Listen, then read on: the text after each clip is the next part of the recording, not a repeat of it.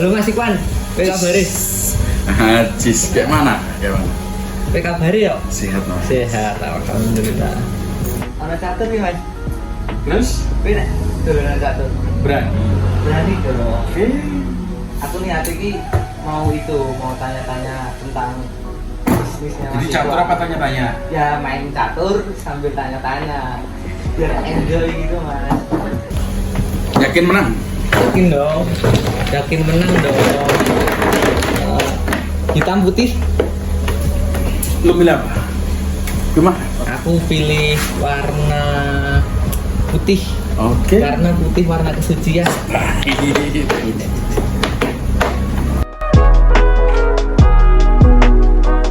Ini kan Mas Ikwan punya bisnis sih, warung, sebuah warung. Iya. Nah itu tuh warungnya ngapain gitu? Warungnya mah diem aja, nggak ngapa-ngapain. Nah, ya mohon maaf Mas, kayaknya salah tanya saya Mas. Gue lihat dulu tuh di daerah Jimbaran nih kan Warmindo cuma ada satu tuh di bawah kan tempat restoran. Gue awalnya nggak pengen buka Warmindo sih sebenarnya. Nah awal kita itu dulu gue pengen buka terus apa kayak sesenang ada yang di jalan itu. Oh Awalnya kayak gitu. Nah terus gue punya cewek itu dulu. Mas sampai sekarang sih masih. Ya kan? Terus dia ide kenapa nggak buka Warmindo aja? Saya gimana nggak ada karena kita dulu awalnya nggak tahu kalau ada Warmindo di bawah itu. Kita buka baru kita tahu kalau ada Warmindo. Oh gitu.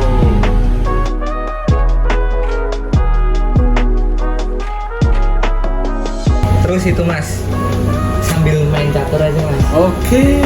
Itu aku mulai dulu nih Mas. Ini taruhannya apa nih? Bukan uang deh, gue nggak mau uang. Taruhannya Yang kalah nyuci deh. jangan dong. Yang kalah nyuci. Oke. Gimana? Boleh. Yang menang kalau aku yang menang Indomie 1 dus ya. Mas. Oke. Janganlah satu dus lah, bangkrut anjing. Loh, gue kan besok kan hari Jumat, nah kan Jumat berkah Mas. Oke. Deal kita bikin. Deal. Cuma berkaya. Deal. Siap.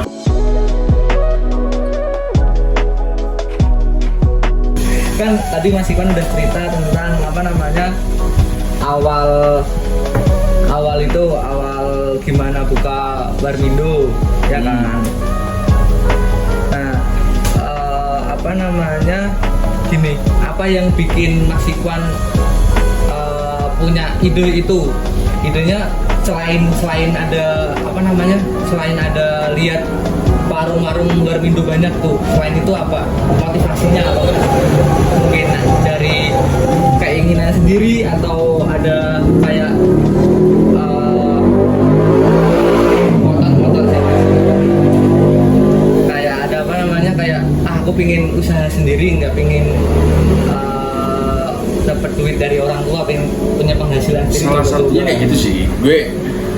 Gue mikirnya gini, gue nggak mau jadi karyawan sampai tua. Oh gitu. Mikir gue kayak gitu. Jadi gue pengen punya usaha sebelum gue nikah. Nah, awalnya sih nggak kayak gimana ya, kayak coba-coba. Bukan kayak gue harus usaha ini harus berhasil, enggak. Awalnya kayak ayo buka usaha ini, saya ngajakin ayo kalian aja deh, siapa tahu berhasil. Udah sekalian coba, akhirnya buka Warmindo itu. Awalnya kita nggak ada kayak franchise nggak ada. Kita model cari sendiri, kayak belanja sendiri ke toko-toko, sambil cari-cari barang ini yang murah, barang sana yang murah. Terus Ya kayak gitulah, kayak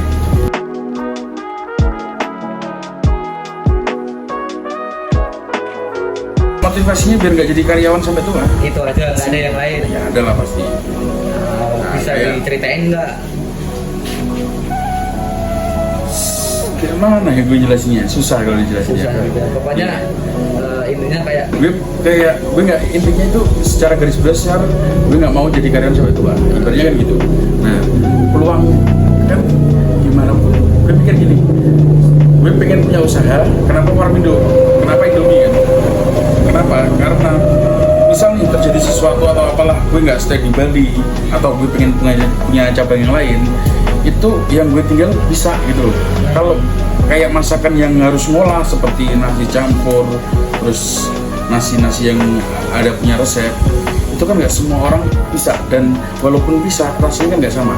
Tapi kalau Indomie semua orang kan bisa bikin. Bisa. Nah, jadi ngerekrut karyawan kita ninggalin itu tenang gitu. Jadi kita misal nih, syukur-syukur besok gede kan, bisa ada tabungan buka lagi. Ya. Yang ini kita tinggal kita kasih percayaan ke orang, ya kan, kita buka lagi. Itu lebih gampang daripada kayak nasi campur dan lain sebagainya. Karena itu harus punya resep dan lain sebagainya. Oh gitu. Tuh. Kadang kan berarti apa namanya Indomie buatan sendiri sama Indomie buatan di Warmindo kan katanya beda rasanya. Mindset sih. Mindset aja soalnya. Mindset. Terus jalanin apa bisnis ini udah jalan berapa tahun mas? 2 tahun setengah. 2 tahun setengah. Dalam perjalanannya itu pernah nemuin tantangan nggak? Tantangan apa aja sih yang pernah ditemuin? Terus habis itu gimana cara mengatasinya lah? Banyak sih kalau masalah itu? tantangan mah boleh. Ya mungkin bisa diceritain salah satunya lah biar ini teman-teman yang lain bisa jadi kayak wejangan lah gitu loh, jadi wejangan buat teman-teman lain. Banyak sih tantangannya ya, kayak misalnya kita awal-awal Indonesia nggak selalu langsung rame kan. Jadi kita cari pasar dulu, bahkan kita nggak nyari untung sama sekali.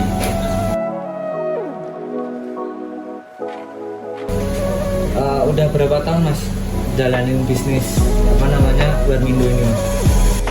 2 tahun sih, 2 tahun lebih lah. 2 tahun berapa? 2 tahun. Gue buka warung ini di era transisi COVID udah mau kelar tuh. Berarti 2021 ya akhir. 2021. Akhir. Awal sorry agak tengah-tengah. Pokoknya udah nggak ada kayak jam-jam malam gitu kan. Nggak ada apa namanya PPKM. Nggak ada Pembatasan. PPKM. Terus ini mas selama 2,5 tahun ya itu pernah nggak sih nemuin tantangan buat menjalankan bisnis Warmindo tuh mas? Banyak sekali. Kayak orang nggak suka itu pasti. Kalau kita sih pasti orang nggak suka gitu. Nah, habis itu kayak apa namanya, kita dagangnya nggak laku dan lain sebagainya. Bahkan aku dulu tuh kerja pak sebelum apa namanya kayak buka warung itu sambil kerja. Oh sambil kerja? Iya. Jadi uang hasil kerjaku sama cewekku itu bikin warung dulu. Oh berarti subsidi silang gitu ya mas? Iya. Jadi ke awal kita itu nggak nyari untung sama sekali bahkan. Cuma kita promosi kayak cari pasar dulu. Kayak harga kita standarin di bawah standar. Jadi biar orang lain tahu-tahu dulu lah. Kerja kayak gitu. Terus tadi kan cara promosinya gimana mas? Dari mulut ke mulut atau teman-teman suruh datang ke sini atau? Dari mulut ke mulut. Kayak dulu tuh kayak awal banget dulu bahkan 1 hari itu cuma laku kopi 1-2. Oh pernah? Paling jeleknya itu? Paling itu nggak pernah nggak laku sama sekali pernah. Dalam awal buka pernah. Kenapa bisa kuat? Karena pakainya kan dulu. Oh gitu. Dan bahan-bahan frost itu. Jadi kan nggak basi tuh, ya kan? Kalau nggak laku nggak basi. Itu di satu sisi itu juga yang bisa mematikan sekarang. Kenapa kok bisa kuat itu karena itu. Nah, untuk promosi yang tadi itu mulut ke mulut dari temen, dia bawa temen, temennya lagi bawa temen. Nah jadi kita itu sebagai pengusaha, sebagai pemilik kayak harus berperan penting. Dalam artian gini, lu harus ke customer itu kayak harusnya ramai.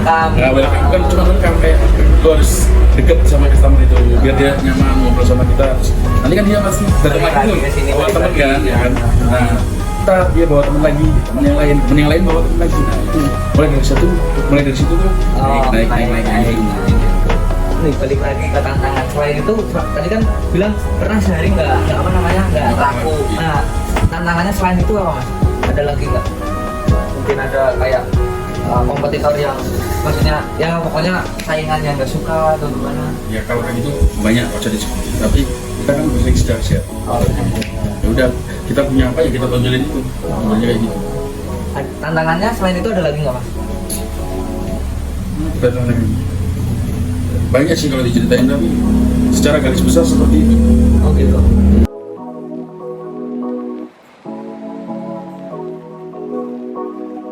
Solusinya tuh gimana mas? Cara nutupinnya awal-awal tuh waktu nutupinnya tuh tadi yang dibilang. Udah aku bilang lagi itu. Jadi uang kerjaku itu dipakai buat nutupin kayak gini, bayar sewa, bayar listrik, bayar karyawan, ya itu semua. Kalau boleh tahu karyawannya tuh ada berapa mas? Kalau sekarang tuh 3. Ini mas aku lanjut lagi ya nanti pertanyaannya mas ya. Kalau di kerja Warmindo ini kan maksudnya usaha warmindo ya buka usaha lah, itu kan pasti punya stres. Punya stres, ada tekanan gitu kan. Nah, gimana caranya Mas Ikhwan biar bisa ngurangin tingkat stresnya itu gitu Mas? Caranya gimana? Ya kayak gini, ketemu teman, ya kan, ketemu kayak lu gini kan, ngobrol, main catur, udah kayak ngilangin stres doang. Kalau dipikir-pikir malah pusing. Berarti tinggal jalan aja gitu? Jalan aja. Kalau ibaratnya ini, kalau kita kayak menghubungi secara itu nanti susah. Mendingan ya udah dapatnya disyukurin, syukur lah ibaratnya kayak gitu. Kalau bisa gitu, dapatnya segini ya udah syukur dari kayak segini aja. Gitu. Berarti enggak. Tapi tetap ada target nggak sih Mas? Gitu. Target sih ada. Pasti ada ya. Pasti ada. Cuman kan target itu nggak harus semua tercapai.